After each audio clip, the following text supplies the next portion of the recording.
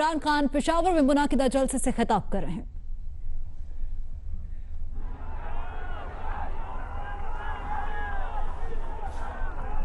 मैं जब बिस्मिल्लाहिर्रहमानिर्रहीम इय्याका नअबुदु व इय्याका नस्तईन।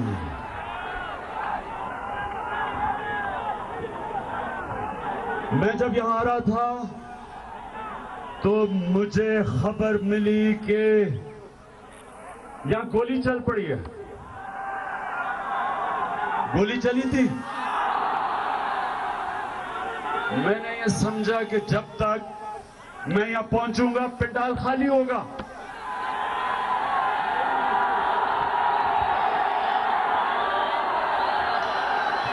लेकिन आप हैं पाकिस्तानी, आप हैं इस मुल्क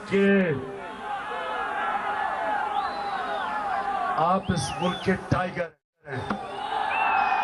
आप इस मुल्क का मुस्तकबिल है। गोली क्या, आपको कोई चीज डरा नहीं सकती।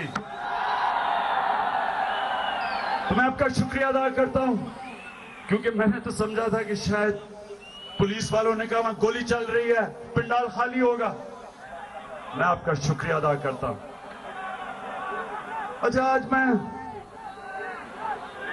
अभी आराम से मौलाना दीजिए, अभी मैं बात करूंगा आराम से। पहले अभी आराम से। पहले तो मैं एक बन्नू में जलसे की बात करना चाहता हूं। बन्नू में जलसा हुआ तंबू में। सारा जलसा एक तंबू के अंदर था। वहां मैंने 3 बड़े सेहतमंद आदमी देखे, काली ऐनकें लगाई हुई थी तीनों ने।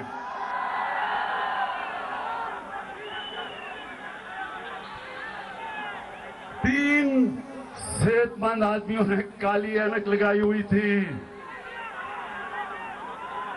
एक तो आप सब जानते हैं, पैनमा लीक्स वाले मियां शरीफ साहब। दूसरा आप सब जानते हैं डीजल के नाम से। लेकिन एक मैंने तीसरा फनकार देखा, बड़ा उसने शोर मचाया, अकरम खान दुरानी। पहले तो मैं अकरम खान आपसे मुखातिब हूं। आपने कहा कि मियां साहब आप हुक्म करें, मैं इमरान खान के बनी गाला की ईंट से ईंट बजा दूंगा। अकरम खान दुरानी, बनी गाला तो बहुत दूर है। परसों मैं बन्नू आ रहा हूं, उधर देखो क्या करोगे तुम।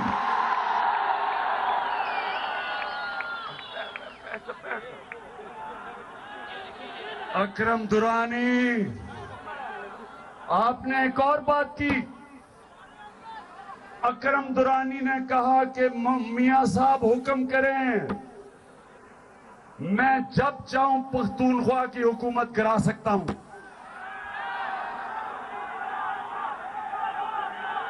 जरा गौर करें क्या कहा इसने फिर से। दुरानी कहता कि मियां नवाज शरीफ हुक्म करें, मैं पख्तूनख्वा की हुकूमत करा दूंगा। अकरम खान दुरानी, मुझे ये बताओ कि आप पख्तूनख्वा की हुकूमत कैसे कराओगे? मैं सवाल पूछता हूं, क्योंकि मेजॉरिटी तो हमारे पास है। अकरम खान दुरानी का मतलब कि वो रिश्वत दे के हमारे एमपीएस को खरीदेगा। मेरे अब पेशावर के अजीम पाकिस्तानियों, बाशऊर लोगों, अब ये सुनो कौन कह रहा है। ये है ये उस जमात में है जो अपने आप को कहते हैं उलमाए इस्लाम। ये इस्लाम के आलिम हैं और गवर्नमेंट कराएगा लोगों को रिश्वत देके, पैसे देके। अब मुझे बताओ, क्या ये इस्लाम है? क्या ये इस्लाम के लोगों के ज़मीरों का सौदा करो, उनकी कीमत लगाओ और इस तरह गवर्नमेंट कराओ? अकरम खान दुरानी, कुछ तो अल्लाह से खौफ करो, अल्लाह से डरो। इस्लाम के नाम पे सियासत और लोगों को रिश्वत देनी, उनके जमीर खरीदने, शर्म करो, शर्म करो। वैसे अकरम खान, मैं चाहता हूं कि तुम मेरे पार्लियामेंट के मेंबर्स की कीमत लगाओ। मैं चाहता हूं अगर कोई बिकता है, अगर कोई बिकेगा तो अच्छा, तुम हमारी पार्टी को साफ करोगे ऐसे लोगों से। हमें लोग ही नहीं चाहिए ऐसे जिनकी कीमत लग जाए। नौजवानों, याद रखना, ला इलाहा इल्लल्लाह, अल्लाह के सिवा कोई खुदा नहीं। जो इंसान अपने ज़मीर का सौदा करता है वो शिर्क करता है। ये शिर्क है। अकरम दुरानी, मैं तो एक गुनाहगार आदमी हूं, लेकिन तुम्हारे से बेहतर मुसलमान हूं।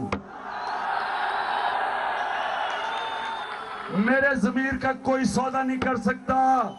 मैं चैलेंज करता हूं, कोई मेरी कीमत लगा दे, चैलेंज करता हूं। और अब आता हूं मैं मौलाना फजलुर रहमान के ऊपर।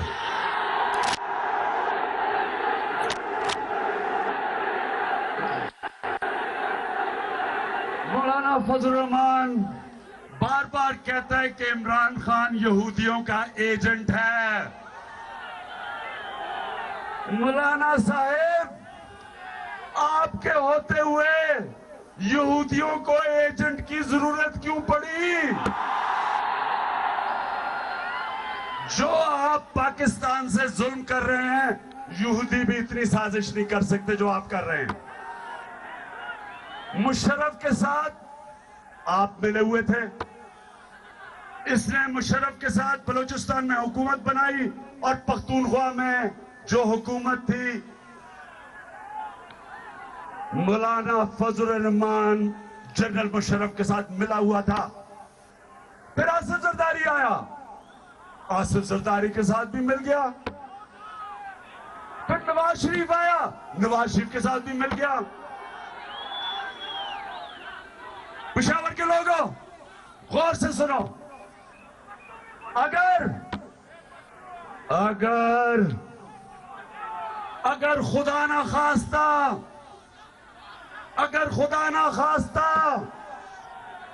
खुदा ना खास्ता मैं कह रहा हूं कि अगर पाकिस्तान का प्राइम मिनिस्टर यहूदी बन जाए, मौलाना फजलुर रहमान उसका भी वजीर बन जाएगा और वजीर बन के फतवा देगा कि यहूदी प्राइम मिनिस्टर के नीचे इस्लाम जायज देता वजीर बनने के लिए। मौलाना साहब, आपकी सियासत के दिन खत्म हो चुके हैं।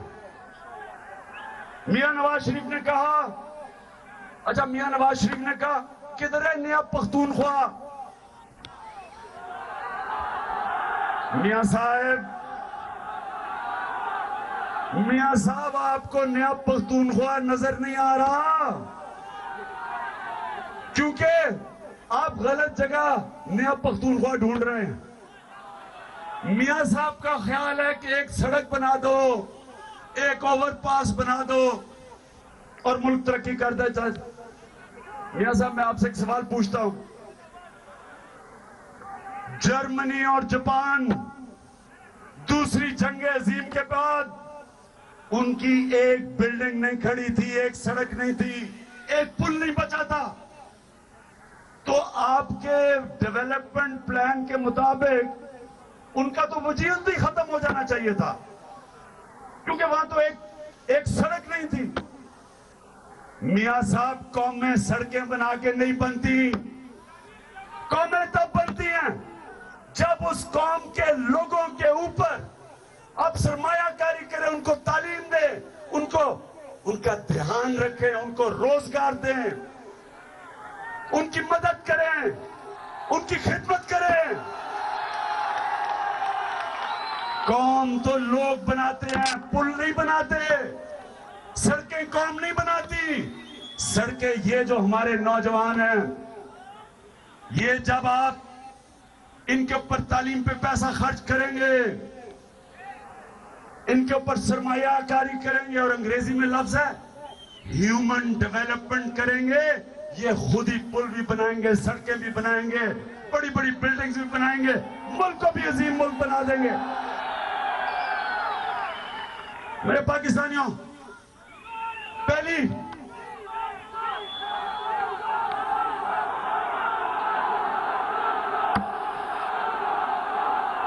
अच्छा मियां साहब, अच्छा एक मिनट, आजकल मियां साहब जलसे करने निकले हुए हैं। मियां साहब, हम आपसे एक सवाल पूछते हैं, ये सुने नौजवान, ये सुने, आपको पता होना चाहिए कि पैनामा लीक है क्या। ये जरा सुने गौर से, आप मजे लेंगे जरा। हुआ क्या कि एक इंटरनेशनल कंपनी थी जो ऑफशोर कंपनीज बनाती थी, एक लॉ फर्म थी जो ऑफशोर कंपनियां बनाती थी। ये सुने नौजवान, आपको सुनना बड़ा जरूरी है ताकि आपको पता चले इस मुल्क से क्या हो रहा है। अब वो उन लोगों के लिए कंपनियां बनाती हैं जो बताना नहीं चाहते, अपना पैसा छुपाना चाहते हैं। 20 साल से इमरान खान कह रहा था कि नवाज शरीफ ने करप्शन की। 20 साल से मैं कह रहा था या नहीं कह रहा था, बताएं?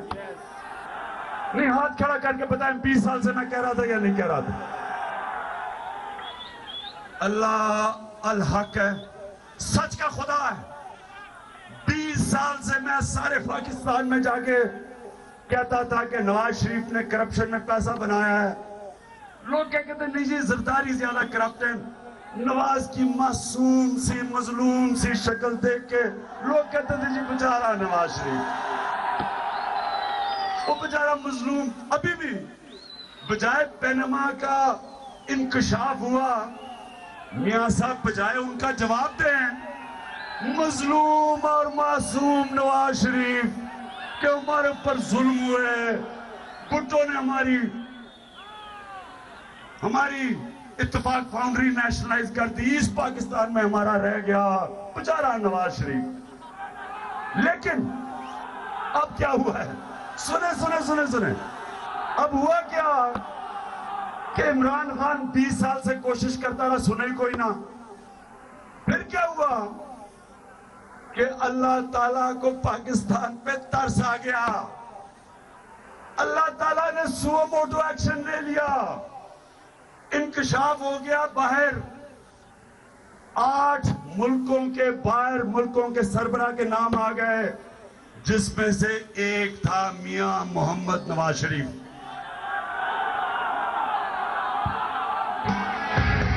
बहुत हो चुकी बेईमानी, बहुत हो चुकी मनमानी, गैस बिजली और पानी की परेशानी बहुत हो चुकी, महंगाई बहुत हो चुकी, रुसवाई आ गई, रहनुमाई एक तूफानी। अपनी जिम्मेदारियों को तुम जान लो और से इन लुटेरों को तुम पहचान लो। अच्छा, अब जब मियां साहब का नाम आ गया, अब सुने क्या हुआ नौजवानों, सुनो। देखें, मैंने जब कहा था कि जब अंपायर की उंगली खड़ी हो जाए पवेलियन में वापस जाना पड़ता है, वो अंपायर कौन है? वो ऊपर अल्लाह, असल अंपायर अल्लाह है, मालिक यौमिद्दीन है, वो इंसाफ का खुदा है। नवाज शरीफ ने इलेक्शन कमीशन को भी काबू कर लिया, नैब को भी काबू कर लिया, एफआईओ को भी काबू कर लिया, नादरा को भी कंट्रोल कर लिया। नवाज शरीफ समझा सारे मेरे अब काबू आ गए हैं, ऑपोजिशन को भी काबू कर लिया सिवाय इमरान खान के। उसने कहा इमरान खान शोर मचाता रहे, सारे मेरे साथ हैं। लेकिन अल्लाह ने पैनामा पेपर्स निकाल के नवाज शरीफ को के सामने क्या चीज सामने आई कि उनके बच्चों के नाम पे कंपनीज निकली और उन कंपनीज ने अरबों रुपए की लंदन में जायदाद ली हुई थी। मियां साहब फंस गए। अब मियां साहब अब जरा सुने तो सही, सुने। अब मियां साहब को, मैं ऑपोजिशन हूं, हमारी पार्टी की पाकिस्तान में दूसरे नंबर पर सबसे ज्यादा हमने वोट लिए, तो मैं ऑपोजिशन, मेरा काम है कि जब पब्लिक का पैसा चोरी हो मैं उसकी निशानदेही करूं। मैं अपना फर्ज अदा कर रहा था। मियां साहब से कहा कि मियां साहब जवाब दें कि आपके बच्चों के पास ये पैसा किधर से आया कि अरबों रुपए की लंदन के अंदर महंगी जायदाद आपने किधर से खरीदी। ये मेरे पाकिस्तानियों, जमहूरियत के अंदर हमारा हक होता है, हमारा फर्ज होता है अपोजिशन का। और मियां साहब को जवाब देना चाहिए था जिस तरह बर्तानिया के डेविड कैमरॉन ने जवाब दिया। 6 साल की अपने सारे टैक्स और जायदाद उससे पार्लियामेंट के सामने ले आया। उधर आइसलैंड का प्राइम मिनिस्टर, उसका भी नाम आ गया, उसकी बीवी के नाम पे कंपनियां आ गई। तो मियां साहब आइसलैंड के प्राइम मिनिस्टर ने क्या किया? रिजाइन किया। गैरत है उसमें, रिजाइन किया। उसने ये समझा कि मेरे पास कोई इखलाकी कुव्वत नहीं रह गई हुकूमत करने की, रिजाइन कर गया। लेकिन मियां साहब ने क्या किया? मियां साहब ने मुल्क के चक्कर लगाने शुरू कर दिए। कभी मानसेरा, कभी पन्नू, कभी सखर। मुझे एक नौजवानों में आपको एक लतीफा सुना दो। एक लतीफा सुना जरा। एक दफा सारे जंगल के जानवर इकट्ठे हो गए। उन्होंने कहा हम उसको बादशाह बनाएंगे जो हमें शेर से बचाएगा। बंदर ने हाथ खड़ा कर दिया। उन्होंने बंदर को जंगल का बादशाह बना दिया। खबर आई, शेर ने पकड़ लिया फिर किसी जानवर को। बंदर साहब, बादशाह साहब बचाएं। बंदर ने कहा मैं अभी बचाता हूं। एक दरख्त पे छलांग, दूसरे दरख्त पे, तीसरे दरख्त पे, चौथे, सारे जंगल का चक्कर मार के आया। तब तक शेर खा चुका था जानवर को। तो उन्होंने कहा बादशाह साहब आपने बचाया नहीं। बंदर पसीना साफ करता है, कहता है इतनी मेहनत करी फिर भी बचा ना सका। अब मियां साहब का भी यही हाल है, कभी मानसेरा, कभी पन्नू, कभी सखर। और मियां साहब जवाब दो, जवाब दो।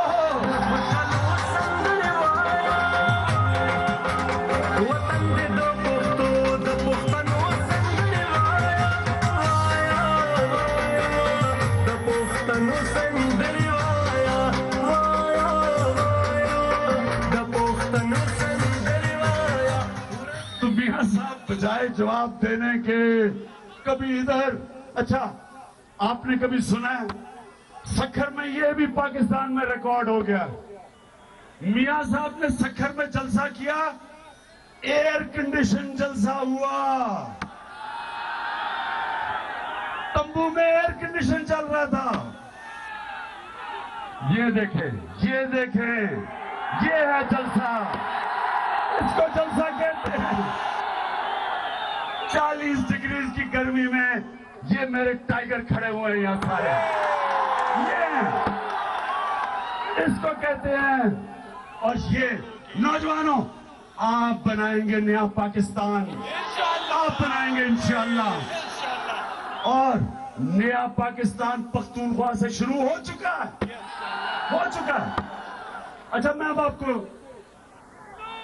आपको एक बड़े अजीम मुसलमान लीडर का नाम बताऊं, जिसका नाम महातिर मोहम्मद था, मलेशिया का। सुने, मैंने महातिर मोहम्मद से पूछा कि आपने मलेशिया को एक अजीम मुल्क कैसे बनाया। आपको पता है कि आज से 30 साल पहले पाकिस्तान उधर था और मलेशिया इधर था। आज मलेशिया किधर पहुंच गया, और उसका एक लीडर जिसने मलेशिया को उठा के किधर से किधर ले गया, उसका नाम था महातिर मोहम्मद। आज से 10 साल पहले मैंने उसको पाकिस्तान में दावत दी और मैंने उससे पूछा कि महातिर मोहम्मद साहब, आप बताएं कि आपने मलेशिया को अजीम मुल्क कैसे बनाया। तो महातिर मोहम्मद ने ये जरा सुने गौर से, उसने कहा सबसे जरूरी चीज ये कि आपका जो लीडर हो वो ईमानदार हो। और उसने वजह बताई, नौजवानों सुनो, उसने वजह बताई। उसने कहा जब आपका लीडर ईमानदार होता है उस मुल्क में बड़ी करप्शन नहीं होती। फिर हाँ, छोटे पैमाने पे होती है, लेकिन छोटे पैमाने की करप्शन मुल्क को तबाह नहीं करती। लेकिन जब आपका लीडर करप्ट होता है, सारा मुल्क तबाह कर देता है, मुल्क तबाह कर देता है। खड़ा है अब इमरान, ठीक करेगा सब कप्तान, नया बनेगा पाकिस्तान, नया बनेगा पाकिस्तान, नया बनेगा पाकिस्तान। डट के खड़ा है अब इमरान, नया बनेगा पाकिस्तान। अच्छा, अब ये कैसे होता है, आप जरा सुने नौजवानों, सुनो, क्योंकि आप मुस्तकबिल के लीडर हो। आपने सुनना है कि कैसे एक करप्ट आदमी, एक करप्ट लीडर सारा माशरा तबाह करता है। हमारे जो दुनिया के सबसे अजीम लीडर थे, हमारे नबी सल्लल्लाहु अलैहि वसल्लम, याद रखें वो अरबों को कौन पूछता था। एक तरफ सुपर पावर थी रोमन एम्पायर, आधी दुनिया रोमन एम्पायर सुपर पावर थी, और साथ उनके पर्शियन एम्पायर जो आधी दुनिया उनके हाथ में थी। बीच में बेचारे अरब थे, रेत थी, तब तो तेल भी नहीं निकला था, उनके पास तो था ही कुछ नहीं। उधर दुनिया का अजीम लीडर आया और उसने क्या किया। ये नौजवानों, तारीख का मैं आपको ये इंसानी तारीख बता रहा हूं। जंगे बदर हुई 625 जंगे बदर में सिर्फ 313 मुसलमान थे, और 636 सिर्फ 11 साल बाद खालिद बिन वलीद के लीडरशिप के नीचे रोमन एम्पायर की 1 लाख फौज थी। 35,000 मुसलमान थे। 1 लाख फौज को खालिद बिन वलीद ने यारमुख में 636 में हराया, और 638 में पर्शियन एम्पायर 638 में उसने मुसलमानों के सामने घुटने टेके। सिर्फ 13 साल जंगे बदर के बाद 2 सुपर पावर मुसलमानों के सामने घुटने टेक गई। तो हमारे अजीम लीडर ने क्या किया था? इंसानों के अंदर ईमान दिया था, और ईमान ने क्या किया था? इंसानों को सच बोलने की ताकत दी थी। ईमानदार लोग बने थे, सच और हक पे खड़े होने वाले लोग बने थे। खौफ दूर हो गए थे, पैसे की पूजा नहीं करते थे जिस तरह अकरम दुरानी और मौलाना फजल रहमान करते हैं। अल्लाह की इबादत करते थे। और वो सुने नौजवानों, सुनो, हमारे नबी ने कोई कर्जे नहीं लिए, कोई IMF से कर्जे नहीं लिए, कोई भीख नहीं मांगी, लोगों के, इंसानों के किरदारों को ठीक किया। वही अरब थे, वही अरब थे, दुनिया की अजीब कौम बन गए, दुनिया की इमामत की उन्होंने, क्योंकि उनका किरदार था, सच्चे लोग थे, सच और हक पे खड़े होने वाले लोग थे। मैं आप सबको आज कह रहा हूं, नौजवानों, जब आपका लीडर सच्चा होता है, ईमानदार होता है, कौम को उठा देता है ऊपर। हमारे नबी सल्लल्लाहु अलैहि वसल्लम ने सारी कौम को उठा दिया अपने किरदार से। और जब आपका लीडर करप्ट होता है, कौम को तबाह कर देता है।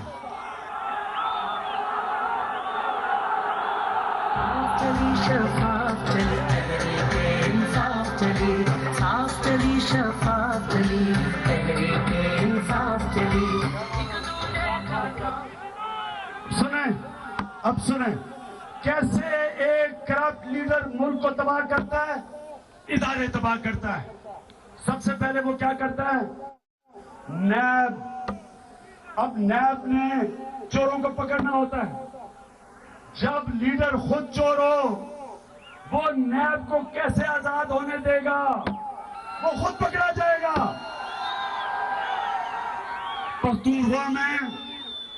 पख्तूनख्वा में हमने अपनी नैब बनाई एहतसाब।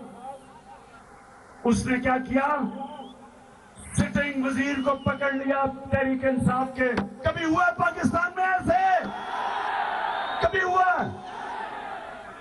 अब वो जो नैब, जो हमारा एहतसाब का कानून था, वो ठीक नहीं था। हम एक नया एहतसाब का कानून अभी असेंबली में लेके आए हैं, और इंशाल्लाह ये जो एहतसाब का कानून है, ये उससे भी बेहतर है। मैं आज नवाज शरीफ आपको चैलेंज करता हूं, अगर आप बेकसूर हैं, आप वही एहतसाब का कानून पाकिस्तान में लेके आए जो हम पख्तूनख्वा में लेके आ रहे हैं। चैलेंज करता हूं आपको।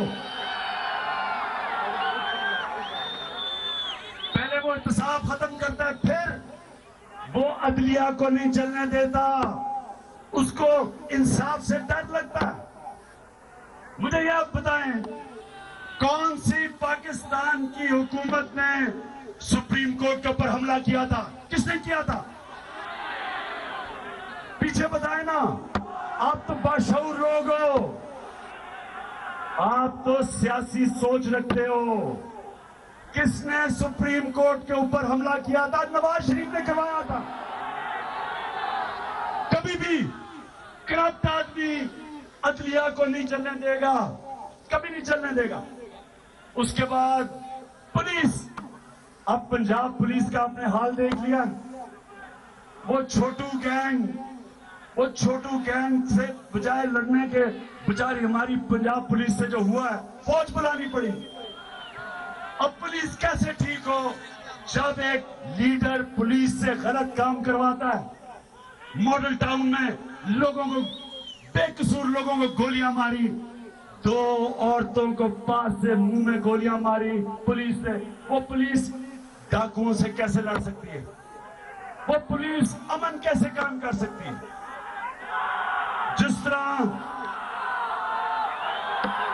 जिस तरह मुझे फख्र है अपनी पख्तूनख्वा की पुलिस में, सोरन सिंह को उन्होंने कत्ल किया, 24 घंटे में पकड़ लिया है कातिलों को। और अभी एक मुझे इतनी शर्म आई कि किस तरह के इंसानों ने वो बेचारी लड़की को जलाया। मुझे शर्म आई, लेकिन मुझे अपनी पुलिस के ऊपर फख्र है कि उन्होंने सारों को पकड़ के इंसाफ के किनारे पे खड़ा किया। और इंशाल्लाह इनको इबरत से ज्यादा दिलवाएंगे हम। हमारी आज पुलिस पख्तूनख्वा की सारे पाकिस्तान में मिसाल बन चुकी है। कोई सियासी मुदाखलत नहीं है। इलेक्शन के अंदर एक तहरीक इंसाफ के वजीर को हथकड़ियां लगा दी उन्होंने। कभी हुआ पंजाब में? पंजाब में पुलिस को तबाह किया गया। फिक्र ना करें मेरे पाकिस्तानियों, फिक्र ना करो, ज्यादा देर नहीं है, मैं आपको इंशाल्लाह पंजाब की पुलिस को ठीक करके दिखाऊंगा।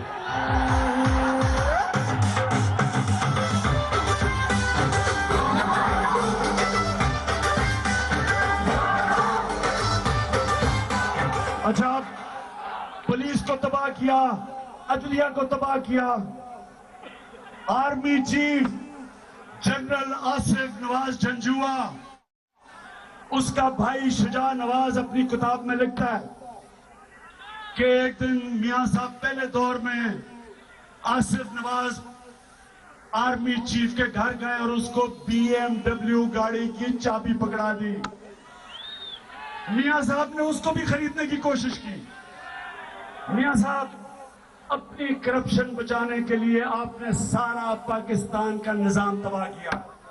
आपने अदलिया, वहां याद है आपको, तो खैर याद नहीं होगा, ब्रीफ केस लेके कोयटा के बेंच को नवाज शरीफ का आदमी रिश्वत देने गया था। सियासतदानों का याद है आपको, छांगा मांगा याद है?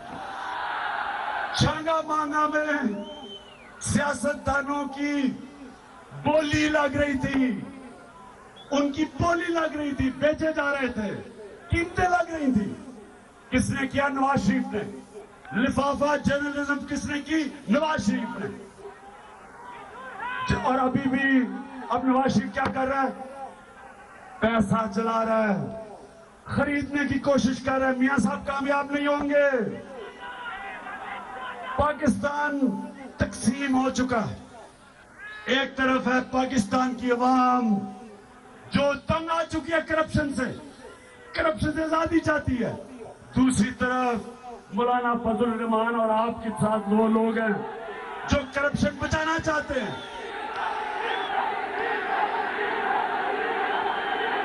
जबरदस्त मैच होने वाला है, ये 2020 मैच होने वाला है।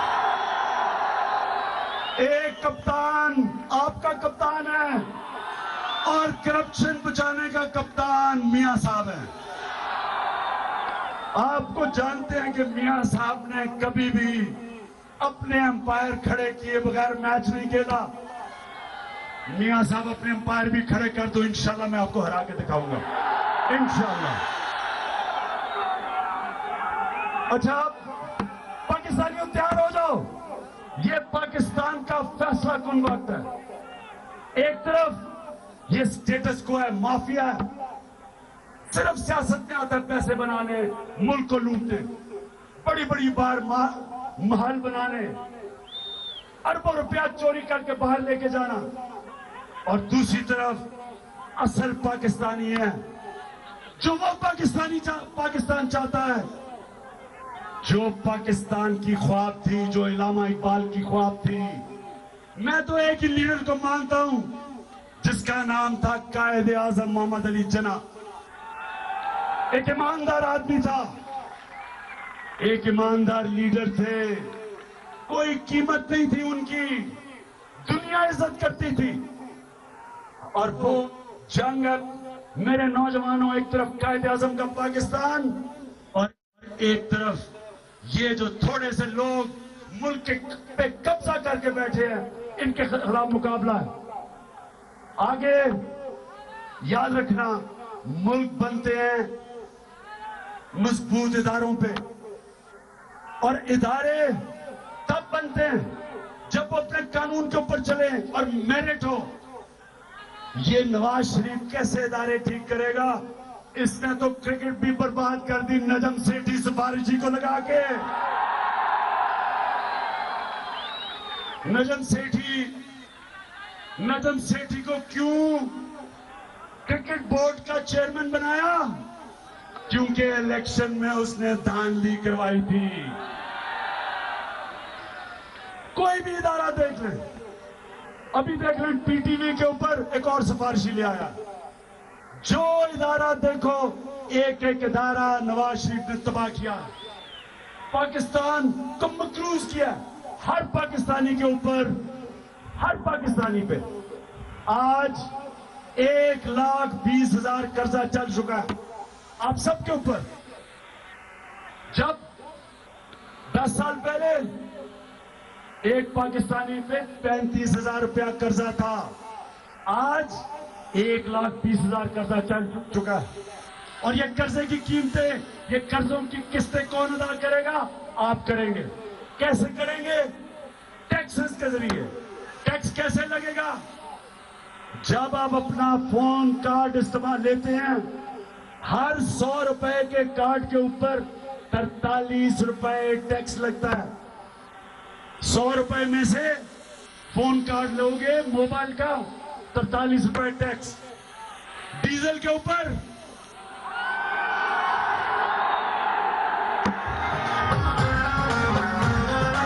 धरती से फंसी बटेरों को भगाएंगे, जालिमों को, चोरों को, लुटेरों को भगाएंगे। अच्छा, डीजल के ऊपर 100% टैक्स। आप जब अपने मोटरसाइकिल में पेट्रोल भराते हैं, 50% टैक्स। जो मिट्टी का तेल लेते हैं आप घर में चूल्हा जलाने के लिए, 60% टैक्स। हर चीज, जो चीज आप खरीदते हैं, 17% जीएसटी लगता है, टैक्स लगता है। ये टैक्स आप देते हैं, अवाम टैक्स देती है महंगाई के जरिए, और ये टैक्स के पैसे को चोरी करके मुल्क से बाहर लेके जाते हैं। मुझे हाथ खड़ा कर। पाकिस्तान तहरीक इंसाफ के चेयरमैन इमरान खान पेशावर में अवामी इज्तिमा से खिताब कर रहे हैं। अब आप मुलाहिजा कर सकेंगे प्रोग्राम